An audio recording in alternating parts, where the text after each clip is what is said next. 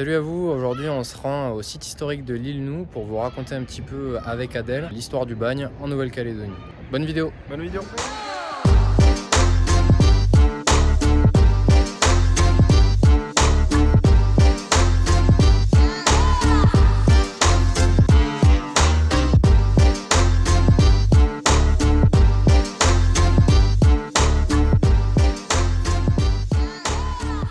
Bienvenue au site historique de l'île Nou. Je suis Adèle Simon, salariée de l'association Témoignages d'un passé. Aujourd'hui, je vous fais découvrir la boulangerie du bagne.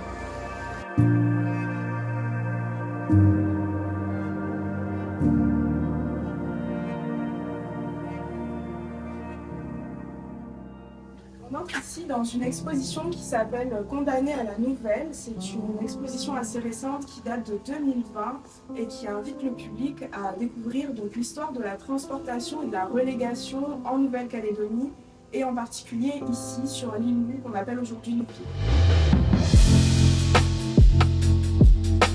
L'exposition elle est installée dans l'ancienne boulangerie du Bagne, qui est un bâtiment qui date de 1868. C'est le plus vieux vestige ici sur l'île Nou qui date du Bagne. Et donc l'intérieur de l'exposition est construite en différentes thématiques qui sont représentées par ces cages métalliques. Et l'idée ici, c'est qu'à chaque thématique, le public découvre plusieurs histoires. Donc d'abord la vie quotidienne, ensuite l'histoire des condamnations et des punitions ici sur l'île Nou, l'extérieur aussi de l'île Nou, parce que les condamnés ne travaillaient pas exclusivement sur l'île, mais étaient parfois emmenés sur la Grande Terre. Et donc on explique toutes ces constructions et cette histoire autour de ces condamnés qui ont construit la Nouvelle-Calédonie. C'est une phrase assez connue ici dans le pays. Et ensuite on termine par deux thèmes sur la libération, donc la sortie du bagne. Et ensuite la dernière thématique abordée, c'est aujourd'hui l'héritage du bagne en Nouvelle-Calédonie, de ses vestiges, de ses descendants, qu'est-ce qu'on en fait et comment on construit quelque chose autour de tout ça. Aujourd'hui, on va parler un petit peu de l'association, de ce qu'elle fait, mais aussi du bagne, essayer de comprendre, que les personnes qui nous regardent comprennent un petit peu ce que ça signifie, le bagne en Calédonie, en Nouvelle-Calédonie, à quoi est-ce qu'on pouvait s'attendre on allait au bagne, comprendre un petit peu les répercussions que ça peut encore avoir aujourd'hui, et c'est parti.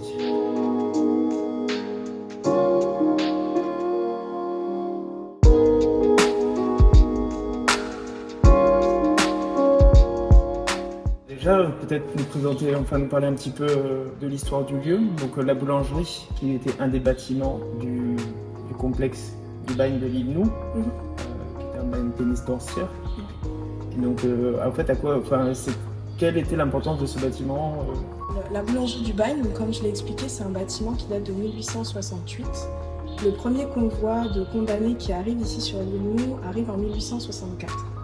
On met donc à peu près 4 ans pour construire la boulangerie avant de construire par exemple le logement des surveillants, le logement du commandant.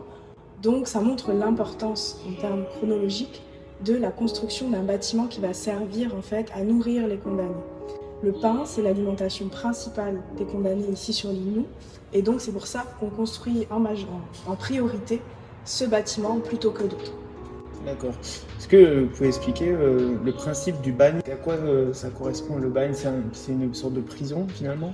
Ce que j'explique très souvent aux visiteurs quand ils viennent ou aux enfants pour qu'ils puissent avoir une idée de ce que c'est que le bagne, c'est pas un terme qu'on entend tous les jours, en tout cas aujourd'hui, c'est qu'effectivement c'est les anciennes prisons.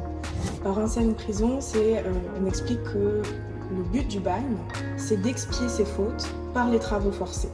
Donc on vient au bagne pour travailler et expier en fait son crime, son délit ou les erreurs qu'on a pu faire et qui nous ont emmenés jusqu'ici.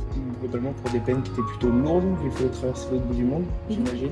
Alors le système de bagne, il existe depuis beaucoup plus longtemps en France, puisque là on va parler des colonies françaises et des bagnes français, il y a eu des bagnes anglais, etc. Les bagnes français ils existent depuis plusieurs années, maintenant avant que le bagne de Nouvelle-Calédonie s'implante ici. Et le but, c'est en métropole, c'est de vider les prisons et d'envoyer les condamnés le plus loin possible. C'est pour ça qu'on crée le bagne de Guyane, qui finalement ne va pas convenir à cause de taux de mortalité trop importants pour les surveillants, en tout cas pour l'administration pénitentiaire. Et donc on crée le bagne de la Nouvelle-Calédonie qui va servir à envoyer les condamnés le plus loin possible. Et entre la métropole et la Nouvelle-Calédonie, on est vraiment aux antipodes. Donc il n'y a pas plus loin que la Nouvelle-Calédonie. Tous ces condamnés, donc ils purgeaient leur peine, ils travaillaient dans des conditions qu'on peut imaginer qui étaient difficiles. Une fois que c'était terminé, ils ne rentraient pas chez eux non plus. Ce qui va se dérouler ici en Nouvelle-Calédonie, c'est ce qu'on appelle le régime de la double peine.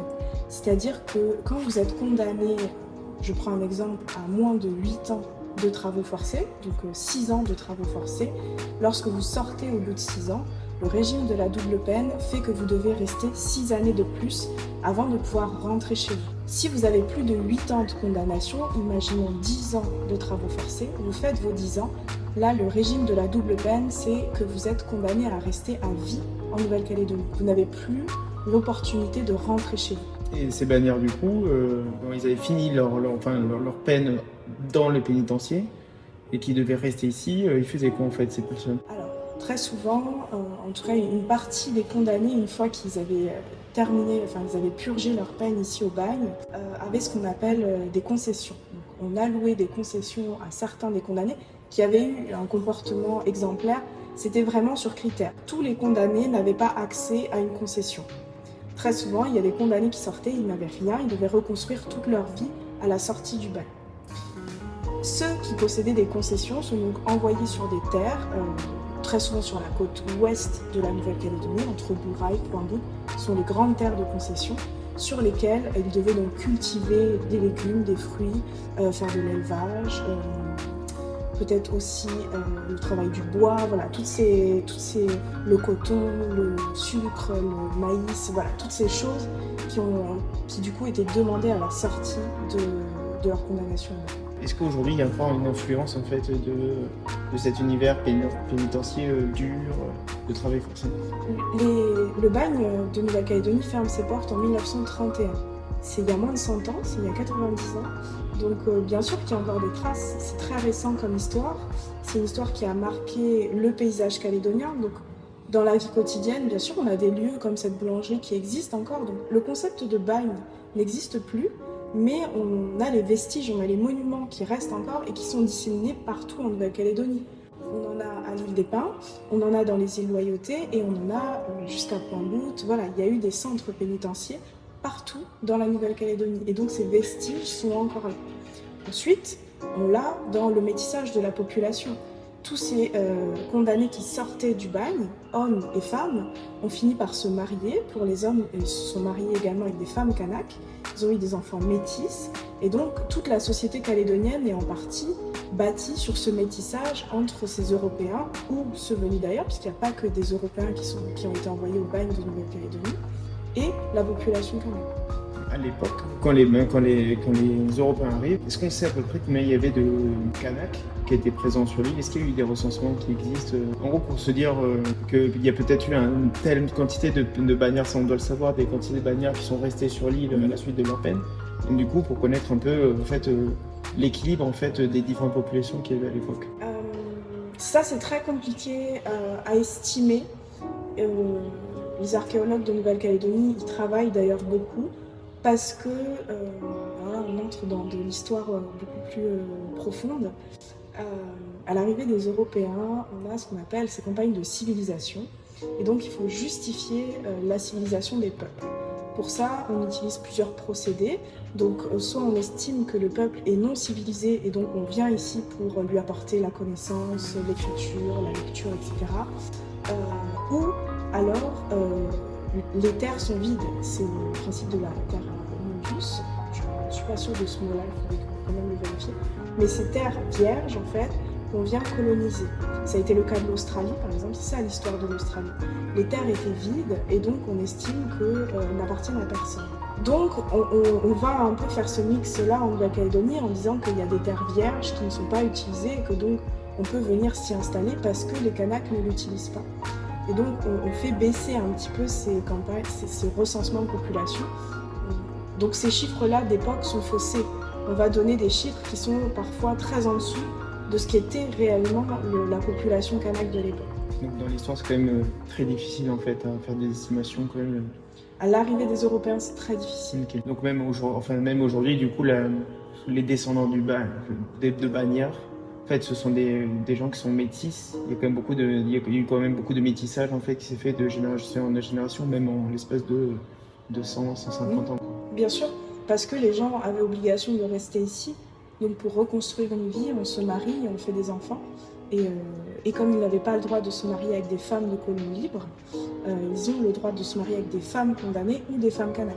Donc de là vient le métissage en grande majorité.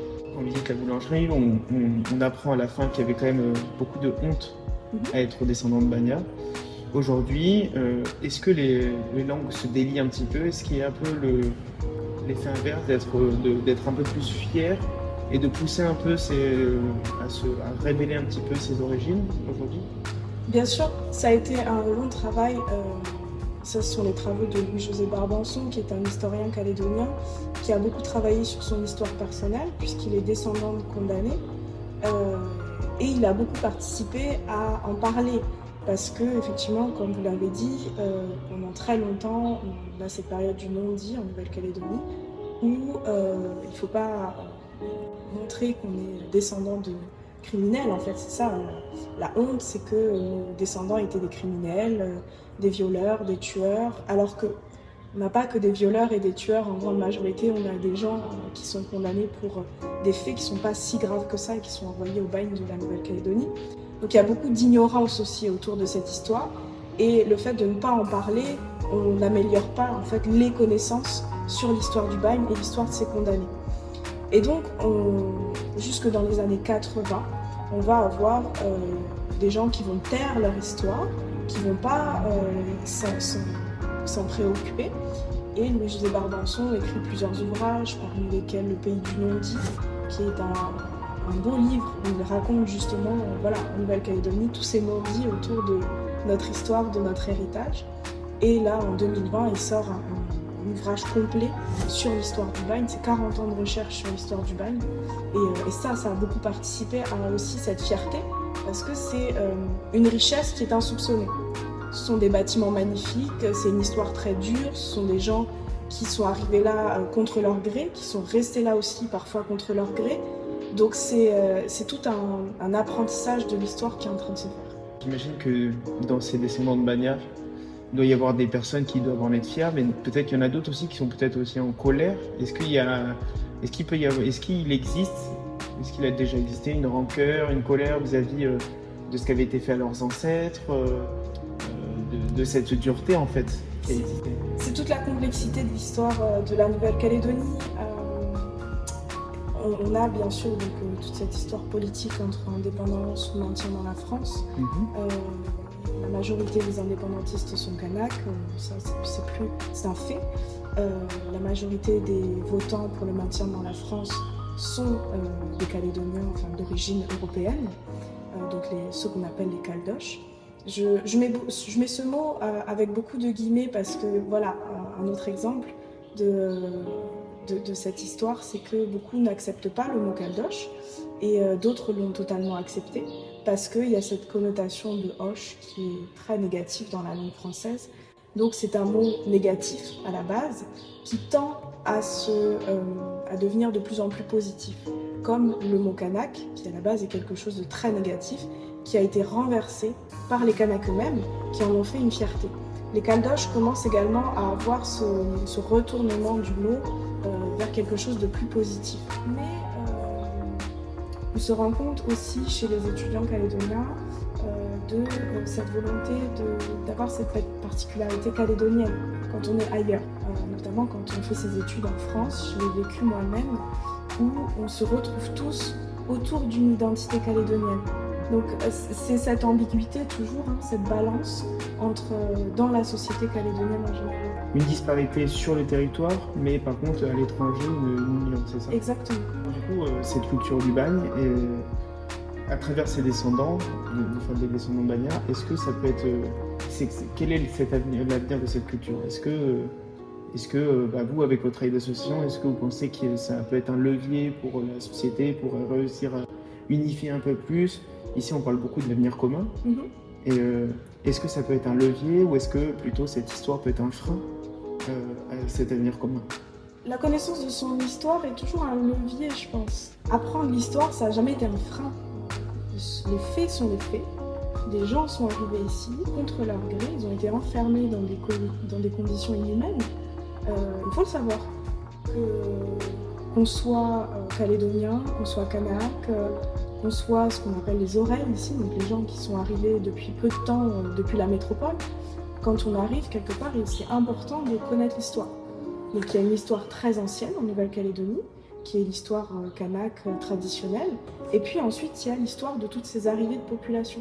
Donc c'est toujours un levier, je pense, de connaître l'histoire. Ensuite, le but d'un site comme celui-ci, c'est de s'approprier l'histoire de la Nouvelle-Calédonie. Peu importe la culture dans laquelle on a grandi, si on vit en Nouvelle-Calédonie et qu'on veut construire la Nouvelle-Calédonie, là je parle peut-être personnellement, je n'ai pas de lien avec le bagne. Je suis née ici en Nouvelle-Calédonie, mon père est kanak, ma mère est arrivée depuis la métropole dans les années 80. J'ai pas de lien direct avec le bagne. Pourtant, c'est une histoire qui me touche parce que c'est l'histoire de mon pays et que grâce à cette histoire, je comprends mieux la société dans laquelle je vis. Est-ce que ici, les jeunes, dans les écoles, au collège, au lycée, est-ce qu'ils apprennent cette culture? De plus en plus. J'ai pas l'impression d'être si vieille et pourtant moi je l'ai pas appris au collège ou au lycée.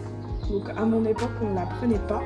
Et donc voilà, en travaillant ici, je travaille aussi avec beaucoup de scolaires. Donc c'est le but d'un lieu comme ça, c'est que là on accueille des enfants à partir du CM1, CM2.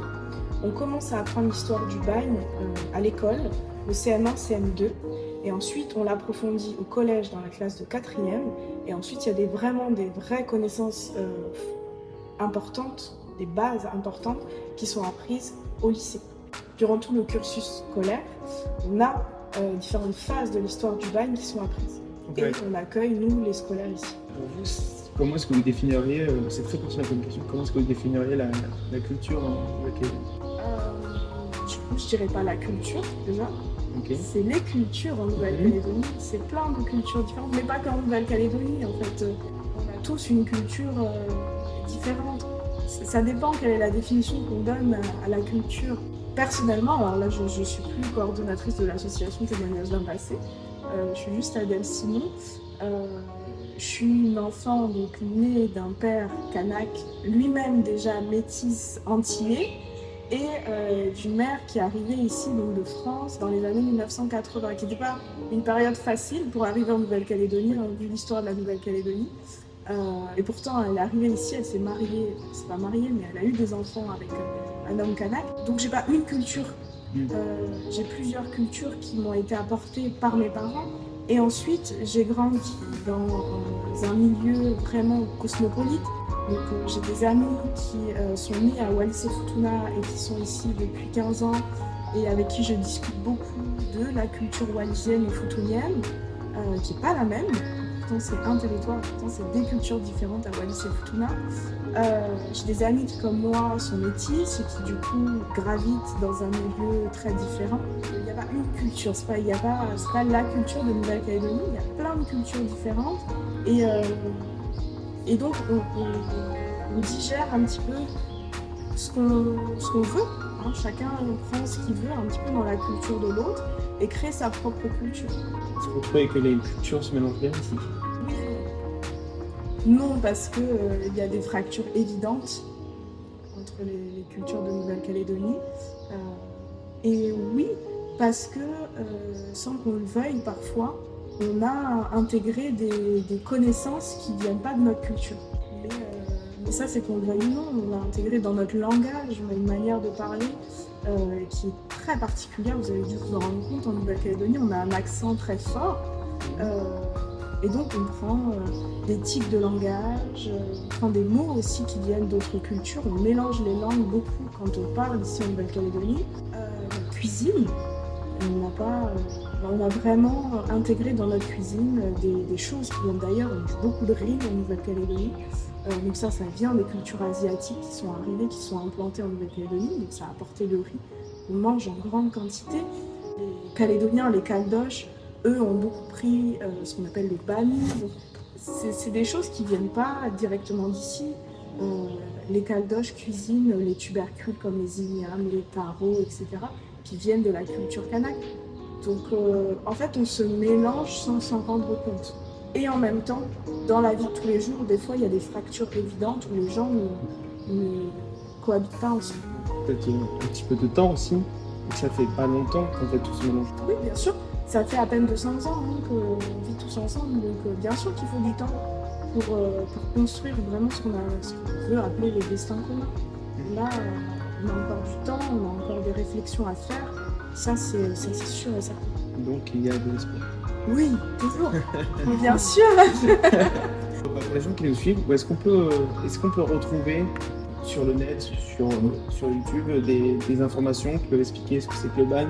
Alors effectivement, sur YouTube, on a des vidéos qui s'appellent Entre Chêne et Terre, qui sont donc des capsules, 21 capsules vidéo de 3 minutes, à travers lesquelles Louis-José Barbançon aborde un thème de l'histoire du bagne et donc le développe durant 3 minutes. Ensuite, nous, l'association Témoignages d'un passé, on a une page Facebook qui s'appelle Site historique de l'île Nou, sur laquelle on publie beaucoup d'histoires liées au bagne, on met aussi toute notre actualité, nos visites guidées, etc.